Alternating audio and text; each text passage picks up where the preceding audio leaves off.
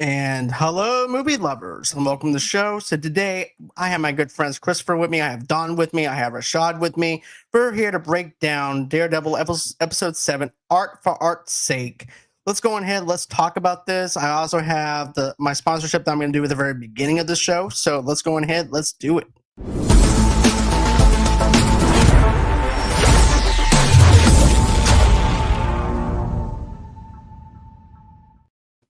And hey guys, welcome to the show. Welcome. So, How doing? I'm doing good. I'm doing real music, good. man. How about you guys Good. on this Good. wonderful Thursday? Thunderbolt Thursday, what? The new trailer dropped or something? No, but I tell you what did drop. My ad for Daredevil Born Again for WWE. Nice. Cool. That was perfect. Yep. So Wow. this episode of Movie Lovers Tonight is brought to you by WWE Shop, because even the Devil of Hill's Kitchen needs some championship gold. That's right. Daredevil Born Again isn't just about blind justice. It's about loyalty to the best WWE merch in the business. Picture this: Matt Murdock walking into court, rocking the official Roman Reigns Acknowledge Me hoodie under his suit. And when Kingpin tries to lay down his law, Daredevil counters with a surprise RKO courtesy of his limited edition Randy Orton Viper gloves. Even Foggy Nelson is getting in on the action. Word on the street is he just cashed in his money in the bank briefcase for a killer deal on WWE Championship belts. So don't get caught in the dark like Matt. Head over to WWEshop.com today for the best gear in the multiverse. And that's right. Just go on ahead, click the link below, and you'll get some great merch. And don't forget to use that promo code that I'm about to give you in a few minutes whenever StreamYards don't want to screw up my whole entire ad. So here we go, WWE 29. There you go, guys. Go on ahead, get yourself some gear, and tell them that Movie Lovers Unite sent you. So with that being said, let's go on ahead. Let's talk about Daredevil episode 7. So I have to say, I definitely like the fact that Fisk is over there looking over the city. He looks over at the two douchebags that are supporting him, and he's like, "What do you see?" "I see a Starbucks." "No, what do you see?" And, I really like the fact that he now acknowledges the fact that Daredevil is back, and he's not taking no for an answer, because he's even asking the cops, "Is Daredevil back?" Like, it's debatable. It's not 100% sure fact. And he's like, nah, he's back. But what did you think of the whole entire opening? Oh, this is Nobody right. jump on This it first. This is ready to destroy shit now. He's gonna out Matt Murdock. There's no doubt in my mind now. He's gonna out him. He's for sure gonna I out feel him. that'll be the last episode. Yeah. I was thinking the same thing Yep. earlier. Right. Yeah. That's it. It's going to end with Matt getting arrested. Yeah. He's gonna try to end it before he has to do that, but he's ultimately gonna have to do it. He's ultimately gonna have to out him. Yeah. He's pissed. He is pissed. I couldn't tell if he was pissed or scared, but either way, he was not comfortable with the devil being back. He was not happy with that at all. No, because think of it like this: he wants to take credit for bringing down Muse himself. He doesn't want no vigilante taking the credit for anything. He wants him to be like, "Hey, look what I did as mayor.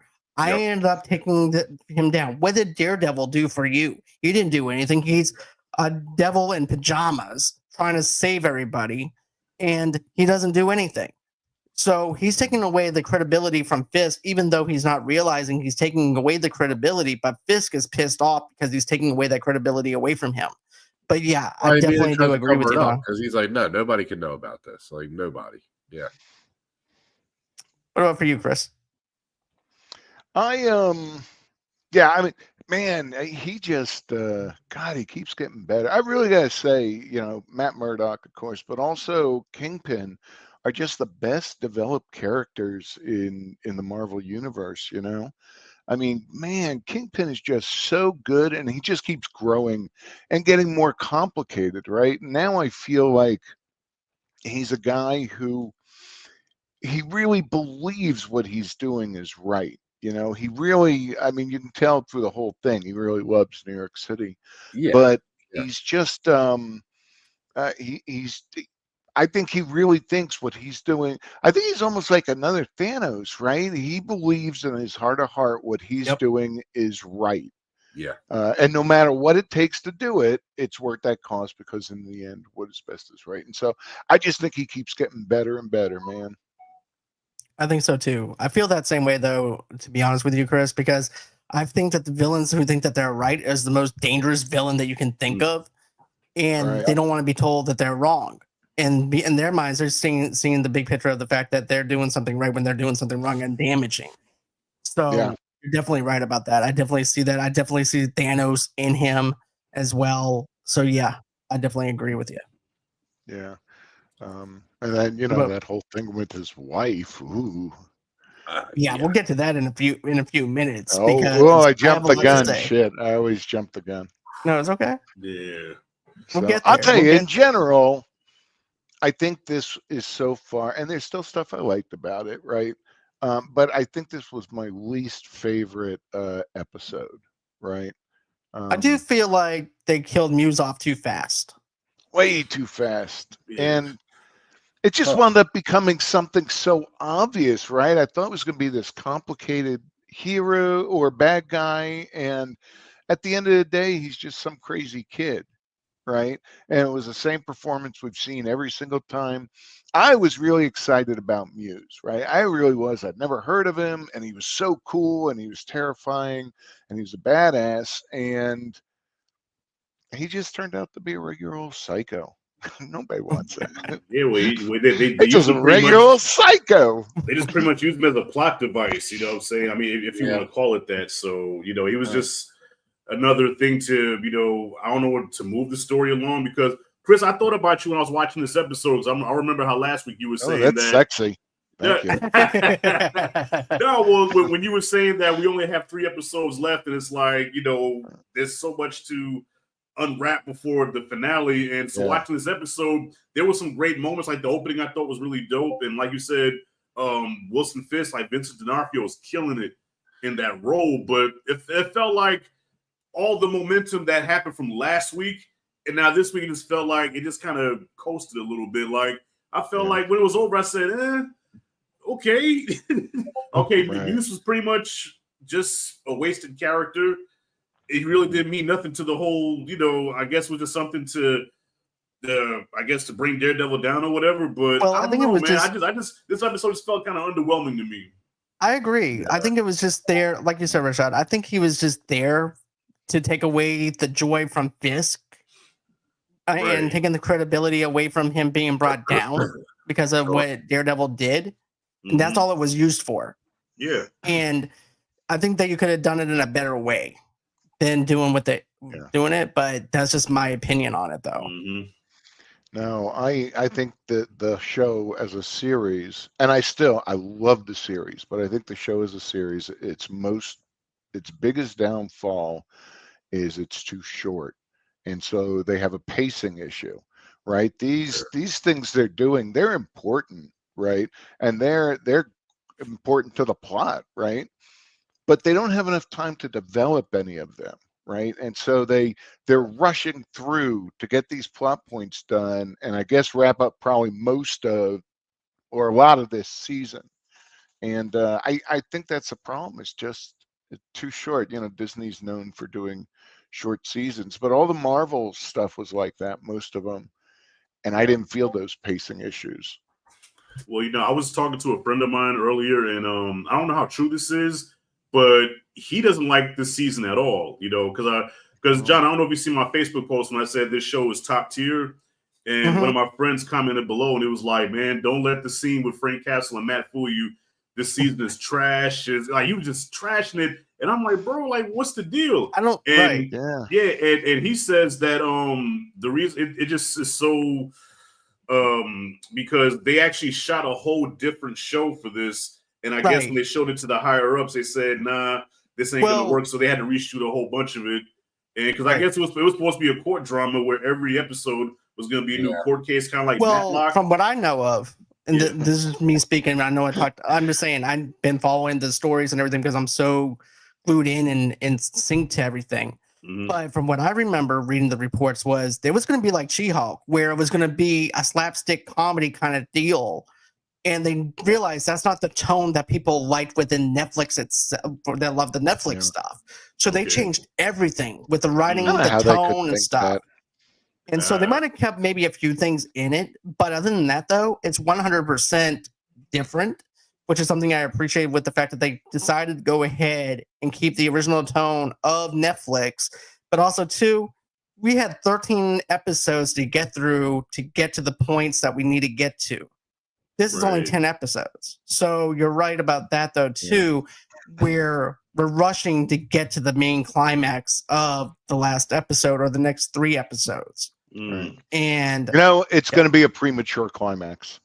I was about to say, John, do you agree with that decision to do that, or do you think they should have stuck with their original vision? Well, as a Disney executive, I would have to say, I'm just kidding. But no, what I have to say is this: I think it was a right decision to change the tone, because if we got that whole entire thing with She-Hulk, I was like, you see what they're doing? They're doing exactly what they did to She-Hulk, but they're doing to She-Hulk. This is She-Hulk 2.0. I'm telling you, this would actually go a different direction than having a couple of people complain about a couple of episodes. This would be a whole entire nothing but trash talk every week of people hating it, the whole entire thing. So I think with them changing the tone, changing what it is and what we love about it, I think that they did the right thing creatively with it. Yeah, I don't know if I would say the entire season is trash, because overall I think they've done some really cool things. I liked it. I love what they're doing. I think they've had a couple bad, not even bad, but just not great episodes. But I don't think they've dropped the ball. I don't think this is a complete throwaway show. No, absolutely. No, not at all. I can't say that. I think there's a lot of good in this show so far. So, again, it's all going to be how they wrap it up. I mean, I think we'll all be saying, different things depending on how this ends. So, I mean, honestly, however they ended, I'm happy that they had the balls, the testicular fortitude to actually give us a violent R-rated Daredevil show, because let's be real, Disney Plus has not had the best reputation lately with the Star Wars stuff and the Marvel stuff, so for the past 3 years, Disney's been kind of the butt of a lot of jokes. You know what I mean? Like, you see Disney Plus, it's almost like poison. It's a joke. You know what I mean? So now, with a show like this, it's like, no, we can give you some edgy stuff. And so far, people have been loving it, including myself. Yeah. Me too. I'm loving the writing of it. It's just the pace, like Chris says, it's just the pace, some of the pacing issues to get to another episode, to tie everything up and these subplots and stuff, to tie in with the season finale. And for me, I agree with Chris on this, though, too. I wanted something different from Muse other than a crazy kid in a psychiatrist's office, because we also got that with Bullseye as well. Right, I thought about that, too. Yeah, I thought about Bullseye. It's like a repetitive thing. I wanted to see where, Daredevil brings him down. He gets arrested. He doesn't get shot. He lives. He gets arrested. Fisk bails the kid out and hires him. And he gets to kill anybody he wants, and Fisk just goes on ahead and puts him up as a hire. And he doesn't even realize. And then next thing you know, something might happen where now Vanessa might be a threat or whatever to Fisk because of what Muse is doing. And then you can actually have Fisk trying to actually stop him, and there's no other way to actually stop him other than Daredevil. But that's just my thoughts on it, though, on how I would do things creatively different. But I wanted it to be where, you wrapped up Muse in episode 9. Episode 10 is when we get the meat and potatoes of Fisk and the face-off against them. And then you lead into season 2 with Fisk and Matt going against each other. But from what I know of, with the costume designer that commented on my TikTok and everything, she said, you're in for a ride. Yeah. So I'm excited to see what we have next. No, I heard that last episode. My boy Perez told me that last episode, let the bodies hit the floor. Yeah. He says it's going to be on. That's awesome. That's awesome. Yeah. Would I be wrong? Would I be wrong if I said I wanted Fisk to give what's the wife? what's the wife's Vanessa. name? Vanessa. If he gave her an RKO out of nowhere, am I wrong for thinking that? Because I'm not. I don't think he will, man. I think she redeemed herself in this episode. Actually, she did. I guess. Okay. How did she redeem herself? What did I miss? I thought the same thing though too, Rashad. Like, okay, so at first I'm thinking she told that, right? Am I wrong? Well, I'll tell you what. I'll tell you what I'm thinking. She set it up.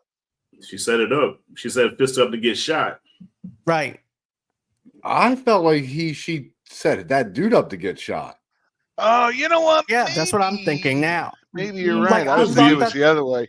That's what I'm thinking now that you just said it. She texts him and she's like, he's alone. And then he shows up and the dude's just like, no, get the hell out of here. Pops him. I think she set that dude up. Yeah. I think okay. Don, I want to get to that. I want to I want to bounce off of you for a minute. Sorry. After watching the second time, the first time I was where Rashad was and Chris was on it. I was thinking, okay, this is just redemption for Vanessa in a sense to where nothing happens to her. But going back and watching it, she set him up to die. I think so. Yeah, I think. And so that way, it might make sense. Makes sense. That. Yeah. Because he was so calm. To Fisk. Right, Fisk was so calm and everything. Yeah, he knew that was happening. I think he knew 100% he was coming. Man, I think you might be right. I think. Yeah. Even I mean, if she had tried to kill him, if she actually did try to kill him, though, let's say that.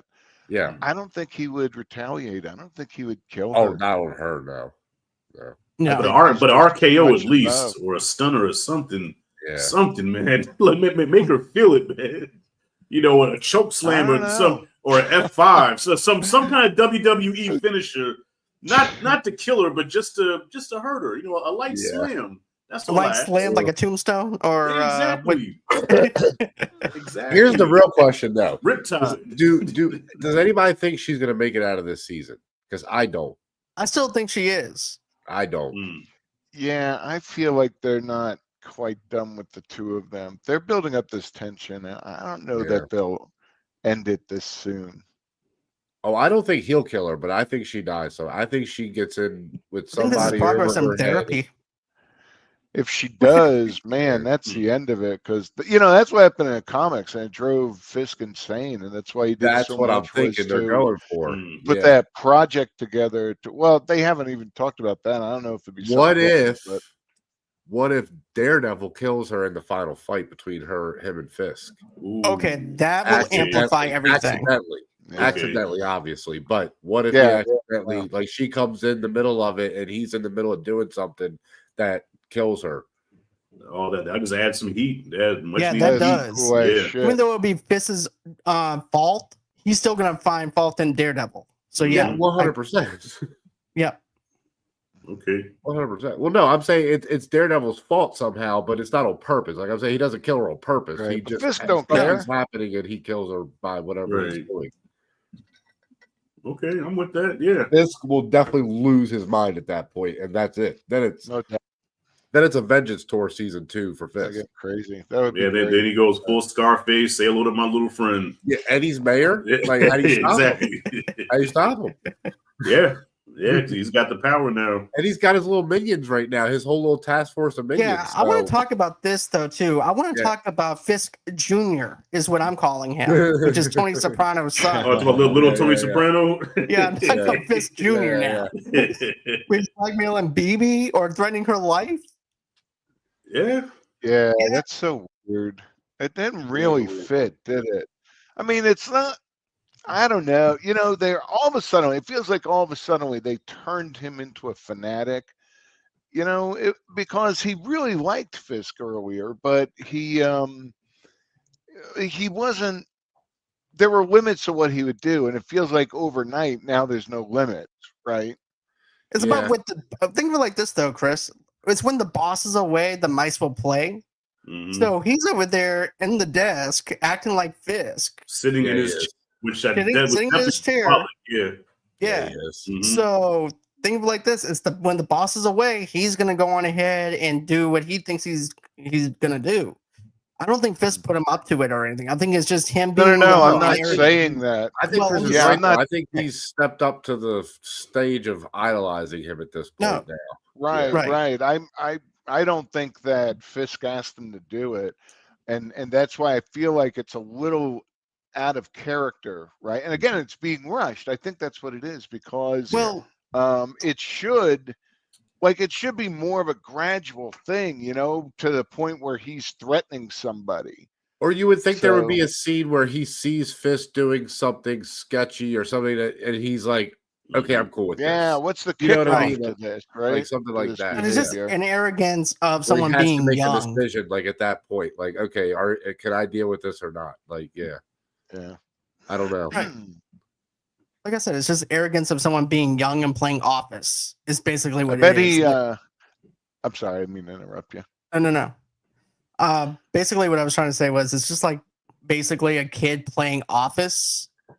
The arrogance of playing like the boss. You know how my brother used to play like he was a teacher at school when he wasn't a teacher at school. He was just he was just playing pretend. It's kind of like on that same level, in a sense, and that's what I got out of it is the fact that he's pretending to be someone that he's not. Yeah. So. Well, I think once he finds out what he's doing to BB, I think Fisk is going to end up doing something else to him because he already made one mistake with Fisk already. Yeah. Well, I think that's what added to his arrogance because, he thought he was done. Everybody thought he was done. And Fisk, I guess, saw something in him and is like, nah, I like you. I'm going to keep you around because he's very persistent. He's down for the cause. Like he made that clear from the jump. Like I'm willing to do whatever you say, I will do. Like if you tell me to lick shit off the ground, I will love it. You know what I'm saying? Right. So I guess he figures he's safe because he got away with murder and like, okay, I'm the boss's pet. Right. I'm his not Fredo because Fredo was a traitor, but wrong Godfather reference. But you know what I mean. He feels like I guess he's his number 2. Well, I got one for you there, Rashad. If you want to use a gangster one. Okay, let's go with The Sopranos and let's go with Richie April's son. Yeah. You mean his nephew? You talking about his nephew. Richie April's nephew. Okay, Jackie Jr. Yeah. Yeah, let's go with that analogy.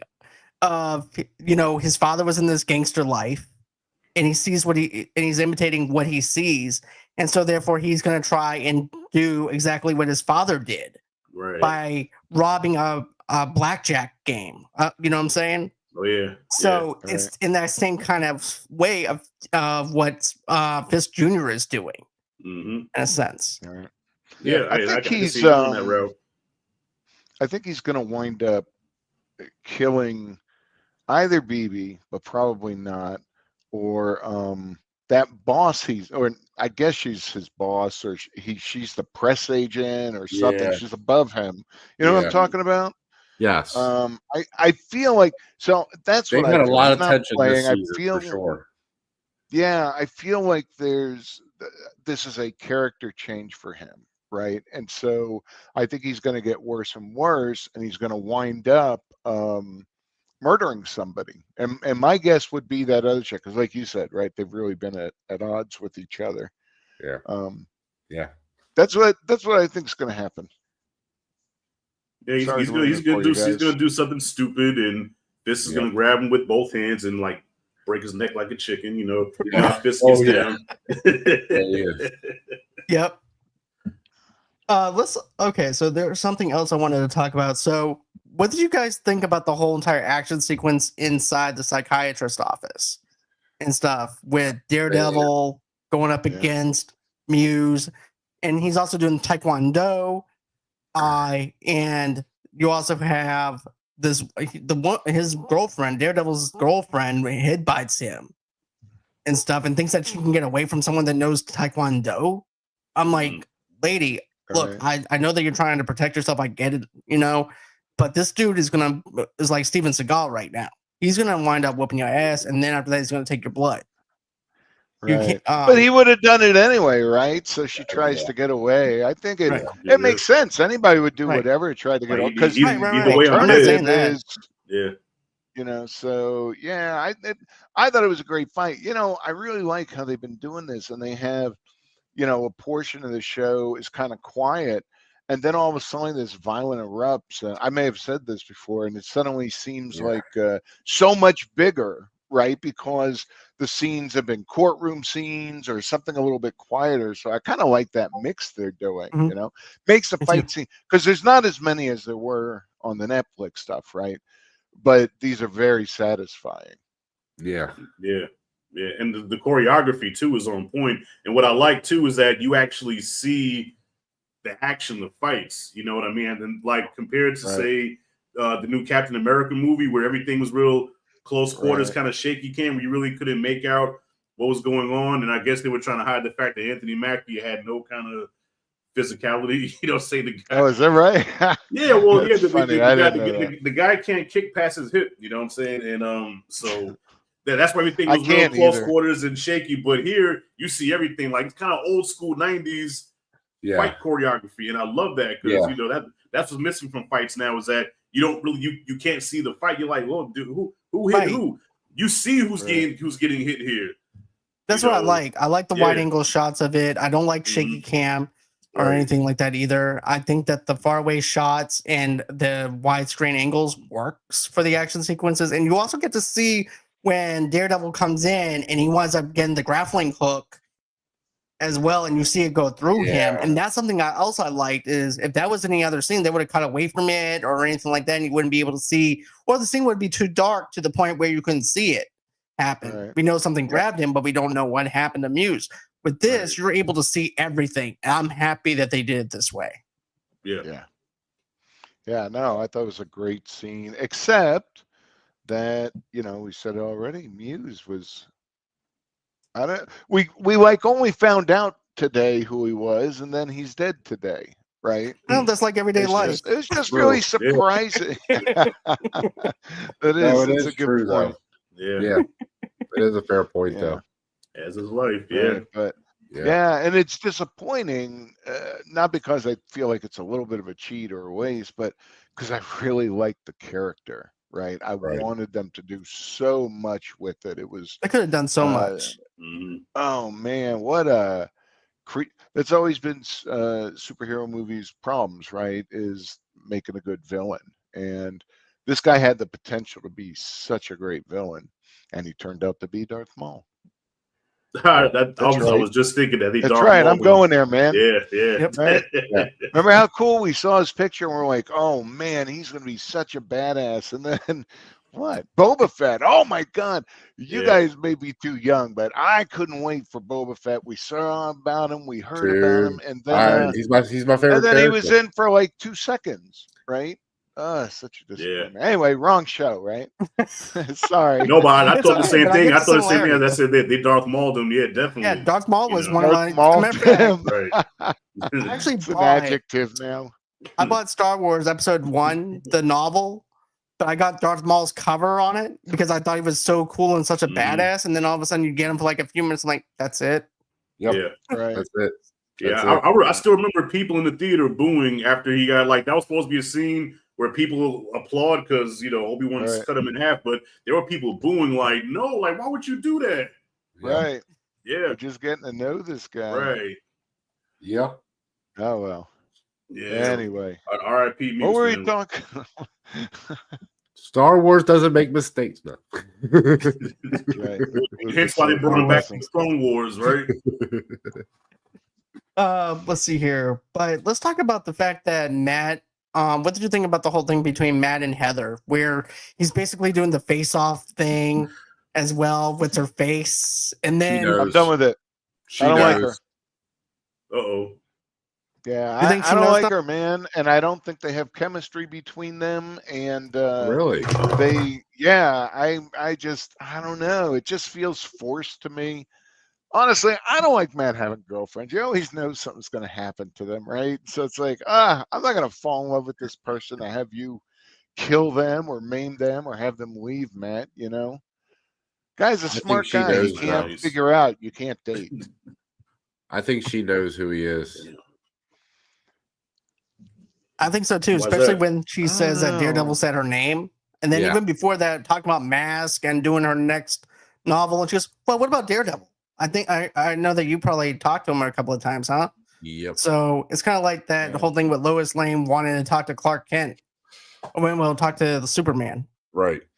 Well, I plus think too, she like I knows. mean, especially after you slept with somebody, you know what they look like. So you know, Yeah. I mean, Right. Well, there's always that. Hold on, Rashad. if you have I to try to hide expound that this, you truth. tell me you're not going to know who You I got to get am. rid of that Right. truth. Right. Exactly.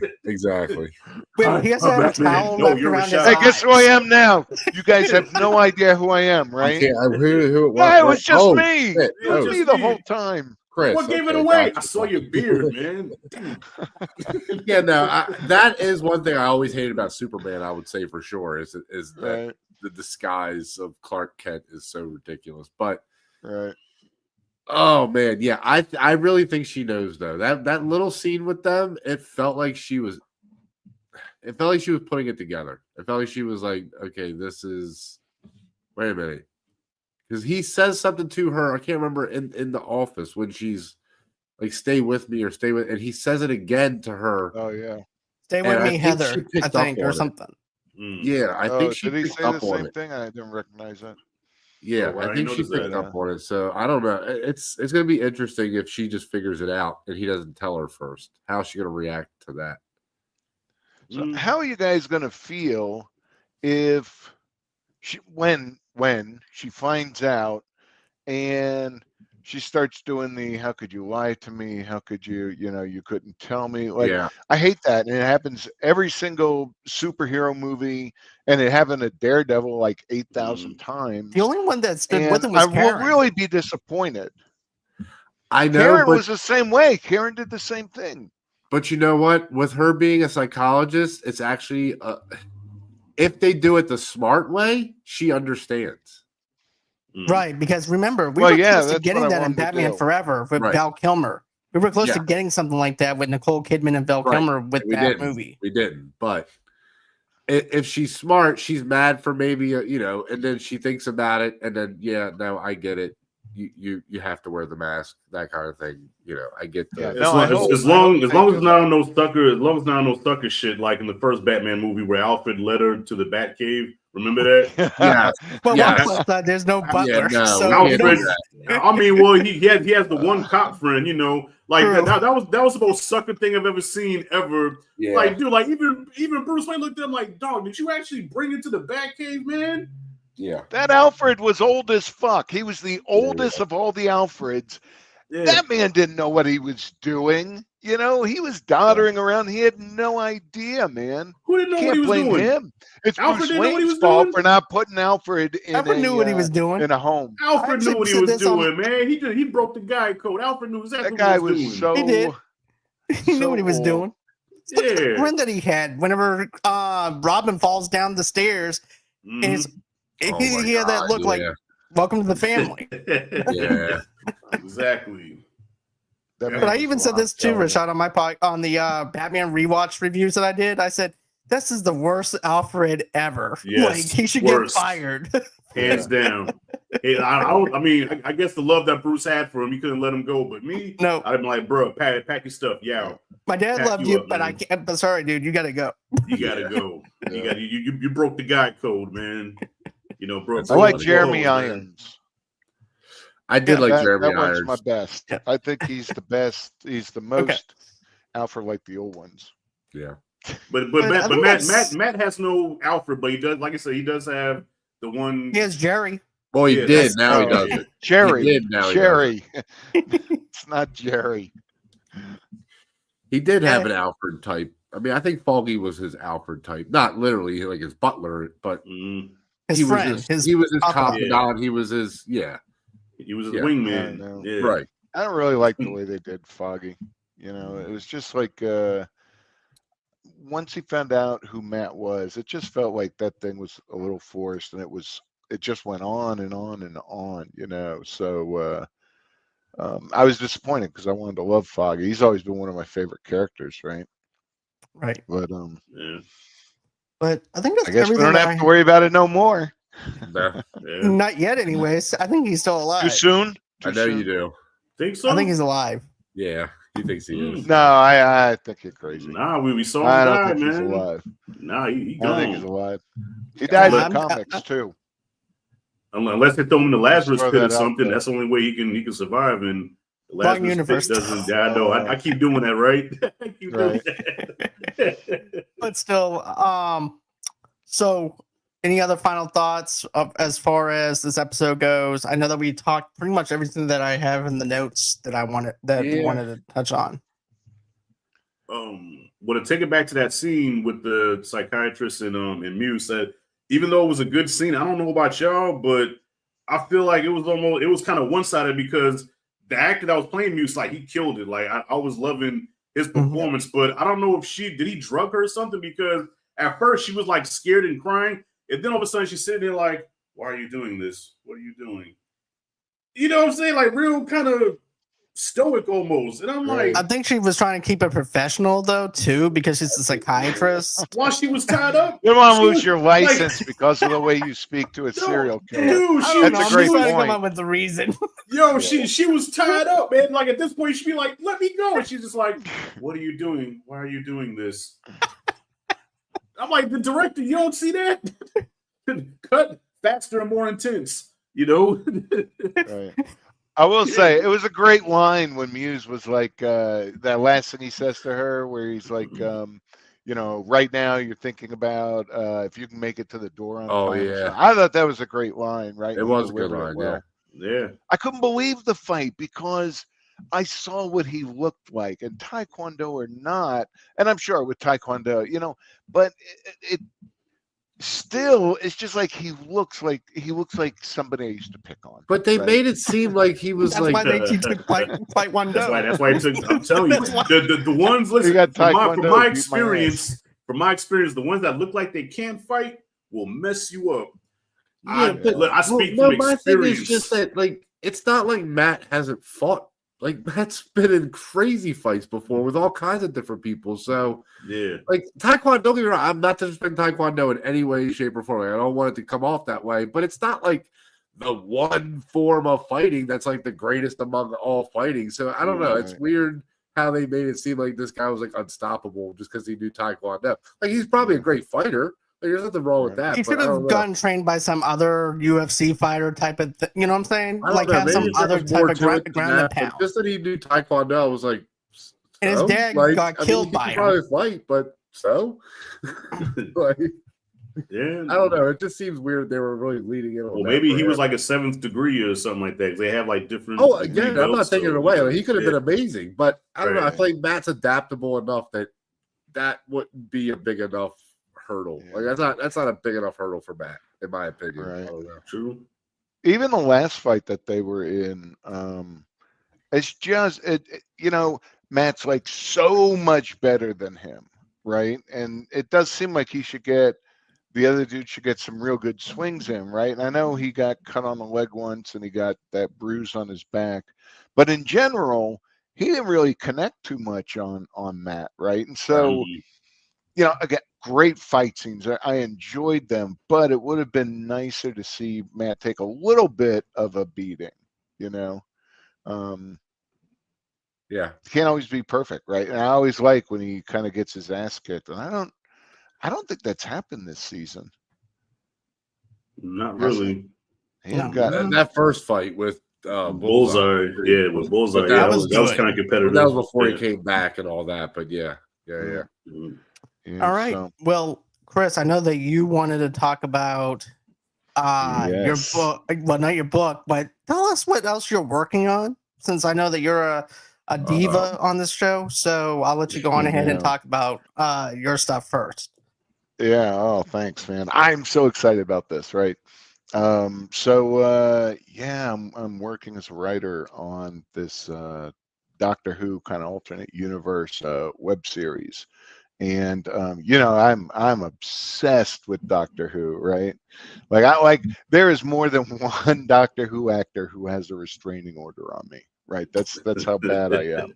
I'm not responsible for anything that Chris says. Oh Lord. So it's called Doctor Who. Oh God, I can't believe I just forgot the title. It's Dark Revelations, right?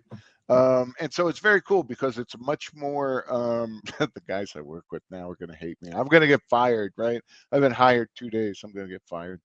But it's going to be a much more adult kind of vision of the Doctor in the show, and it's a lot of horror and stuff it's going to focus on. So I'm just excited, right? I always wanted to write for the Doctor. That's like a dream, man. And then I got a book or something coming out. I don't know. This is the cool thing, man. This is the cool thing. Unless you're going to buy my book, and then that's the cool thing. That's awesome. But yeah, thanks for asking me randomly. You're very welcome. Since you texted me and asked me, so you're very welcome. I was begging John, please let me talk about this. Oh yeah. We plug the book in real quick. So Rashad, I'm gonna go over to you. Do you have anything that you're doing on your channel? I also have your links in the description below, along with Chris and Don's too. Appreciate that. Yeah, I'll be going to the cinema again tomorrow. Debating what I'm gonna watch because there's nothing that I really want to see this week. But Friday, that's my day to go to the movies. So I don't know. Lately, the movies have just been sucking lately, dog. Because I know last week I said I was going to see The Woman in the Yard and then A Working Man, and both of those movies stunk.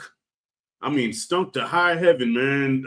Working Man, actually, Jason Statham wasn't amazing. That as movie, how did that happen? That movie put me to sleep. I was doing my old man snore in the theater, and there was like, because I went to old people time, so there's old people behind me, and I'm pretty sure there was like, would he just get up and get out? Because I was snoring. I know I was snoring loud.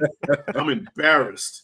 So yeah, that movie stuck. That movie was so bad I didn't even review it. I didn't want to talk about it. Wow. And really? Woman in the Yard, I trashed that movie. So I don't want to see anything bad this week. So I'm kind of juggling what I'm gonna see. So I'm not really sure. I don't know, because I don't like ranting on movies. People like when I rant on movies. They think it's funny. But it gets my pressure up, man. I don't like ranting on movies. I go to enjoy them. I don't want to talk trash about them, Very fair. But Very fair. People get a kick out of it, Especially the fact that I had trouble, and I swear I didn't do this on purpose, but The Woman in the Yard, for some reason, I cannot remember the title of the movie. So I kept saying, yeah, the lady on the bench, or what's it called? The woman in the chair, the lady, the bitch in the yard. What's the movie called, man? and people thought it was funny. I couldn't. Now I want to see it.